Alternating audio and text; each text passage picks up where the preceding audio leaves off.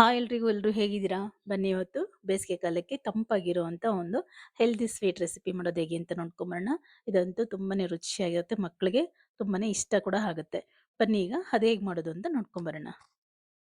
ನೋಡಿ ಮೊದಲಿಗೆ 1 ಕಪ್ ಆಗೋಷ್ಟು ದಪ್ಪದ ಸಬ್ಬಕ್ಕಿ ಬರುತ್ತಲ್ಲ ಅದನ್ನ ತಗೊಂಡಿದ್ದೀನಿ. ಈಗ ಅದನ್ನ ಒಂದ್ 2 ರಿಂದ 3 ಸಲ ನೀಟಾಗಿ ತೊಳ್ಕೊಂಡ್ ಬರೋಣ.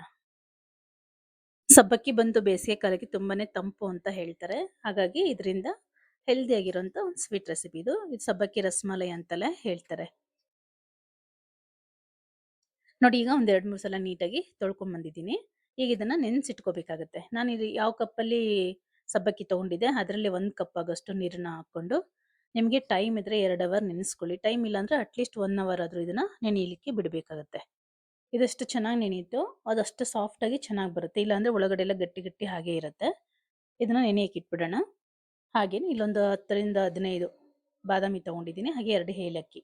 ಇದನ್ನು ಸಹ ಬಿಸಿನೀರಲ್ಲಿ ನೆನೆಸಿಟ್ಕೊಳ್ತಾ ಇದ್ದೀನಿ.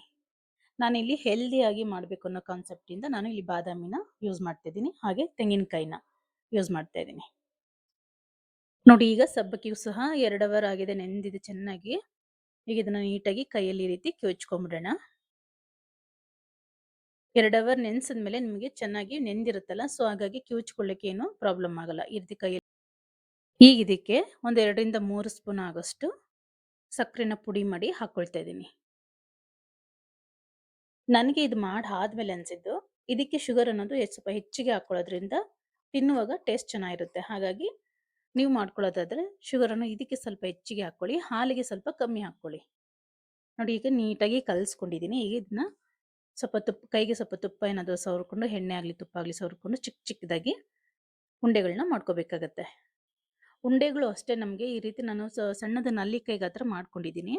ನನಗೆ ತಿನ್ನುವಾಗ ಅನಿಸಿದ್ದು ಈ ರೀತಿ ಮಾಡ್ಕೊಳ್ಳೋದಕ್ಕಿಂತ ಸಣ್ಣ ಸಣ್ಣ ಗೋಳಿ ಗಾತ್ರದಷ್ಟು ತುಂಬ ಪುಟ್ಟದಾಗಿ ಮಾಡ್ಕೊಳ್ಳೋದ್ರೆ ಒಂದೊಂದು ಸಿಪ್ಗೂ ಒಂದೊಂದು ಬಾಲ್ ಸಿಗಬೇಕು. ಆ ರೀತಿ ನಾವು ಮಾಡ್ಕೊಳ್ಳೋದ್ರಿಂದ ಟೇಸ್ಟ್ ಚೆನ್ನಾಗಿರುತ್ತೆ ಅಂತ ಅನಿಸ್ತು. ನೋಡಿ ಎಲ್ಲವೂ ಉಂಡೆಗಳನ್ನ ಮಾಡ್ಕೊಂಡಿದ್ದೀನಿ. ಬನ್ನಿ ಈಗ ಹಾಲು ಕಾಯ್ಲಿಕ್ಕೆ ಇಡೋಣ. ನಾನಿಲ್ಲಿ ಒಂದು ಅರ್ಧ ಲೀಟ್ರು ಆರೆಂಜ್ ಕಲರ್ ಹಾಲನ್ನ ತಗೊಂಡಿದ್ದೀನಿ. ಪೂರ್ತಿಯಾಗಿ ಅರ್ಧ ಲೀಟ್ರನ್ನ ತಗೊಂಡಿದ್ದೀನಿ. ಇದು ಹಾಲು ಮಿಕ್ಕಿದ್ರೂ ಸಹ ಕುಡಿಲಿಕ್ಕೆ ಕೊಡ್ಬೋದು.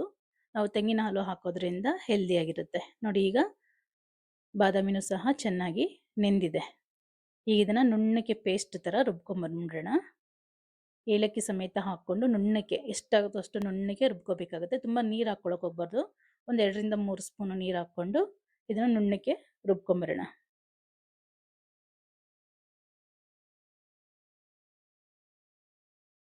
ನೋಡಿ ಈ ರೀತಿ ನುಣ್ಣಕ್ಕೆ ರುಬ್ಕೊಂಡ್ ಬಂದಿದ್ದೀನಿ.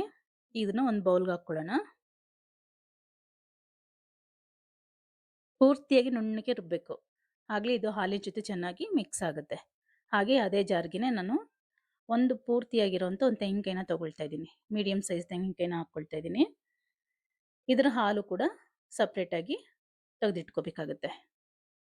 ಈ ನೋಡಿ ತೆಂಗಿನಕಾಯಿನ ರುಬ್ಕೊಂಡು ಬಂದಿದ್ದೀನಿ. ಈಗ ಇದನ್ನ ಹಾಲು ಸಪ್ರೇಟ್ ಮಾಡ್ಕೊಳ್ಳೋಣ. ಕೈಯಲ್ಲಿ ಹಿಂಡಿ ಆದರೂ ಮಾಡ್ಕೋಬೋದು ಅಥವಾ ಒಂದು ಬಟ್ಟೆಯಲ್ಲಿ ಹಾಕಿ ಆದರೂ ನೀವು ಹಾಲನ್ನ ಸಪ್ರೇಟ್ ಮಾಡ್ಕೋಬೋದು.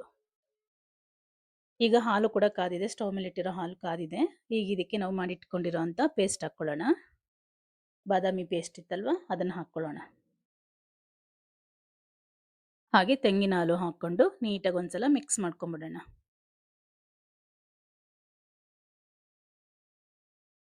ನಾವು ಬಾದಾಮಿಗೆ ತುಂಬ ನೀರು ಹಾಕ್ಕೊಂಡು ರುಬ್ಕೊಂಬಿಟ್ರೆ ಹಾಲಿನ ಜೊತೆ ಹೊಂದ್ಕೊಳ್ಳಲು ಹಾಲು ತುಂಬ ತೆಳ್ಳಗಾಗ್ಬಿಡುತ್ತೆ. ಹಾಗಾಗಿ ನೋಡಿಕೊಂಡು ನೀವು ಬಾದಾಮಿನ ಎಷ್ಟಾಗುತ್ತೋ ಅಷ್ಟು ಗಟ್ಟಿಗೆ ರುಬ್ಕೋಬೇಕು, ಅದು ನುಣ್ಣಗೆ ರುಬ್ಕೋಬೇಕು.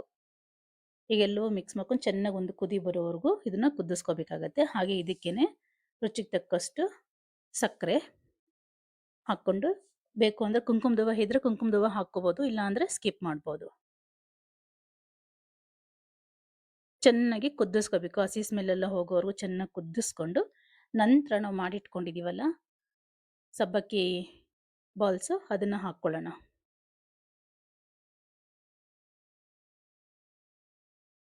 ನೀವು ಮಾಡ್ಕೊಳ್ಳೋವಾಗ ಸಣ್ಣ ಸಣ್ಣದಾಗಿ ಮಾಡ್ಕೊಳ್ಳಿ.